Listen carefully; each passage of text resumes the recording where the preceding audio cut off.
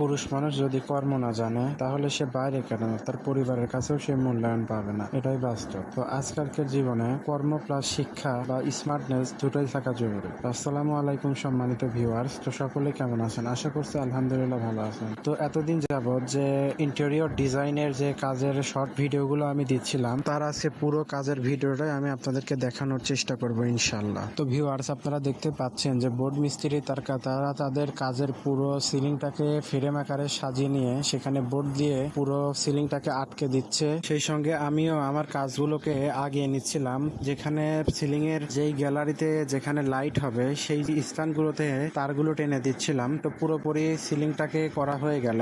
এখন বাকি গ্যালারির কাজও শুরু হবে। গ্যালারি যেহেতু পুরো রাউন্ড শেপে, সেই জন্য বোর্ড মিস্ত্রি ভাইরা তারা মাঝখানের পুরো অর্ধেকটাতে দাগ কেটে নিচ্ছে রাউন্ড গুলো তোলার জন্য। একদম ছোট থেকে বড় রাউন্ড আকারে মাঝখান থেকে দাগ কেটে নিল।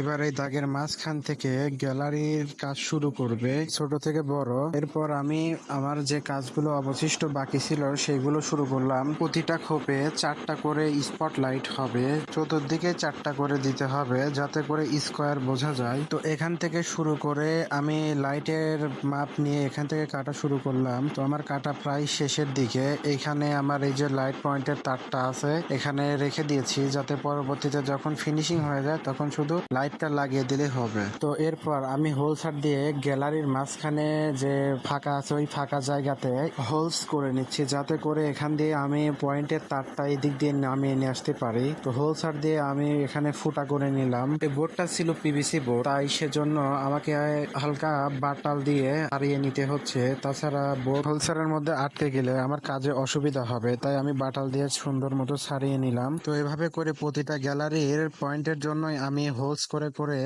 জায়গা করে নিচ্ছিলাম। তো এই কাজটা শেষ করার পরে পরবর্তীতে আমি এই হোলসের মাঝখান দিয়ে প্রতিটা লাইট পয়েন্টের তারগুলো নামিয়ে নিচ্ছিলাম। যেহেতু গ্যালারির তলা আছে, তাহলে পরবর্তীতে যাতে আমার কাজ করতে সুবিধা হয় সে কারণে আমি প্রতিটা পয়েন্ট গুলোই ঠিকঠাক মতো ক্লিয়ার করে নিলাম। এইভাবে করে প্রতিটা পয়েন্টে একে একে আমি তারগুলো প্রতিটা পয়েন্টে টেনে নিলাম, যাতে করে পরবর্তীতে আমার কাজটা করতে আরো সুবিধাভাবে করতে পারি। তো পরবর্তীতে গ্যালারিগুলোর তলাগুলো আটকে দিচ্ছিল, সেই সঙ্গে সঙ্গে আমিও গ্যালারির যে তলাগুলো আছে সেই তলাগুলোর পয়েন্ট অনুসারে প্রতিটা জায়গায় তার টেনে নিচ্ছিলাম, এবং পরবর্তীতে গ্যালারির নিচে যেখানে যেখানে স্পট লাইট হবে সেই হোলস গুলো আমি কেটে নিয়েছিলাম। এই জায়গাগুলোতে স্পট লাইট হবে। তো এই কাজটা পুরোপুরি শেষ। তো আমি আমাদের কাজটা আপাতত এই পর্যন্তই রাখছি, যেহেতু আমার পুরো স্পট লাইটের পয়েন্ট গুলো কাটা হয়ে গেছে।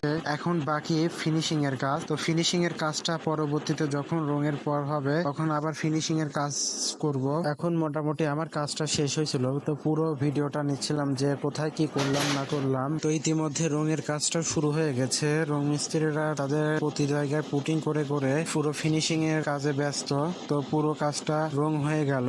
তো আমি খুব শীঘ্রই আমার ফিনিশিং এর কাজটা শুরু করলাম। তো শুরুতেই প্রথমে স্পট লাইট গুলো লাগিয়ে নিচ্ছিলাম। তো দেখুন একটা স্পট লাইট লাগাতে কিভাবে কি করতে হয়। তো যেহেতু আমি আগে হোলস গুলো কেটে রাখছিলাম, তো এখন শুধু স্পট লাইটটা কানেকশন দিয়ে ফিক্সড করে লাগিয়ে দিলেই যথেষ্ট। তো আমি এখানে ফেজ টার্মিনালে ফেজ লাগিয়ে দিচ্ছিলাম, লাইট পয়েন্টের নিউট্রাল টার্মিনালে নিউট্রালটা লাগিয়ে দিচ্ছিলাম। এটা হচ্ছে স্প্রিং সিস্টেম। এখানে দুই সাইডে দুই কানে দুইটা স্প্রিং আছে। এটা কানেকশন দেওয়ার পরে স্প্রিং এর দুই ঘাটটা দুই ভিতরের দিকে উঠায় দিলেই এটা অটোমেটিক তার জায়গা মতো সে বসে যাবে। অবশ্যই সতর্ক সহিত কাজ করতে হবে, যেহেতু ইনসুলেশনটাকে ফাটিয়ে নিয়ে এখানে আমি লাইটের এক টার্মিনাল কানেকশন করে দিলাম। তো অবশ্যই আমাকে এখানে টেপ পেঁচিয়ে নিতে হবে। তো আমি এক টার্মিনাল করে টেপ পেঁচিয়ে নিলাম। পরবর্তীতে দ্বিতীয় টার্মিনালও ভালো মতো প্লাস দিয়ে টাইট করে নিলাম, যেহেতু লুজ কালেকশন হলে পরে অবশ্যই কোনো একটা দুর্ঘটনা ঘটতে পারে। তো সেজন্য আমি ভালো মতো প্লাস দিয়ে সেটাকে পেঁচিয়ে দিলাম।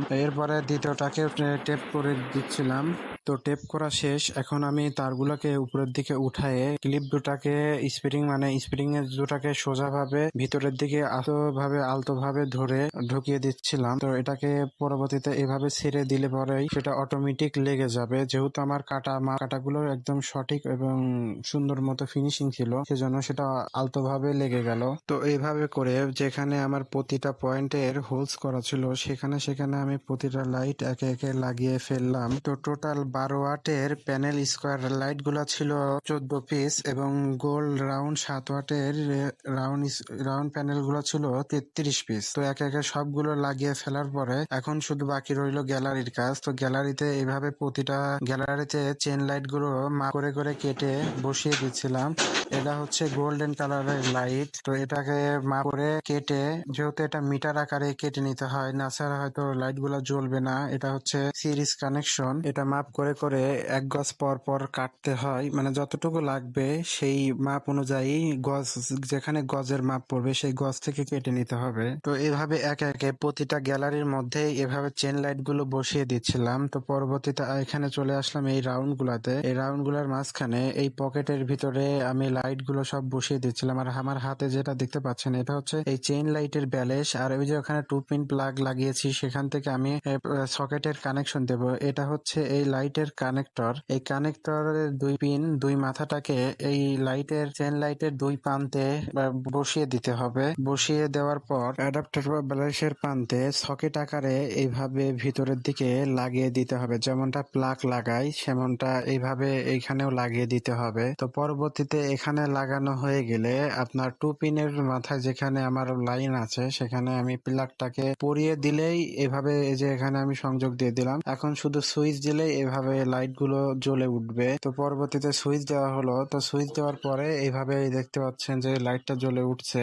একে একে এভাবে আমি প্রতিটা গ্যালারির লাইট এভাবে কানেকশন করে করে প্রতিটা কাজ শেষ করে নিলাম। তো এখন প্রায় সন্ধ্যা হবার পালা। তো যেহেতু রাত্রিকালীন ছাড়া এই লাইটের ভিউ বোঝা যায় না, তো আমি একে একে সুইচ দিয়ে পুরো পরিবেশটা দেখবো যে আসলে এখানে কি দাঁড়ায় বা কি হচ্ছে। তো প্রতিটা লাইটের সুইচ আমি একে একে দিয়ে দিচ্ছিলাম।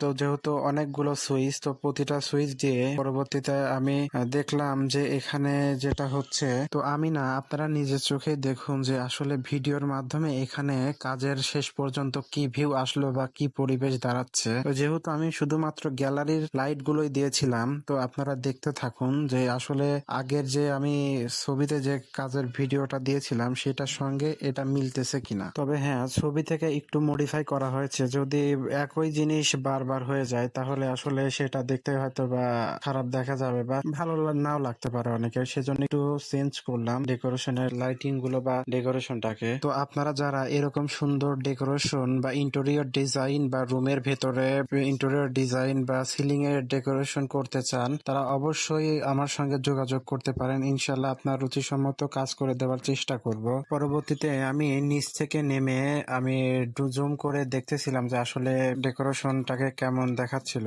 তো অবশ্যই যারা আমার চ্যানেল থেকে নিয়মিত ভিডিও দেখতে চান বা পেতে চান, অবশ্যই আমার পেজটাকে, ইউটিউব চ্যানেলটাকে ফলো করে সাবস্ক্রাইব করে আমার সঙ্গে থাকবেন। ইনশাল্লাহ পরবর্তীতে আবারও নতুন কোনো ভিডিও নিয়ে হাজির হব।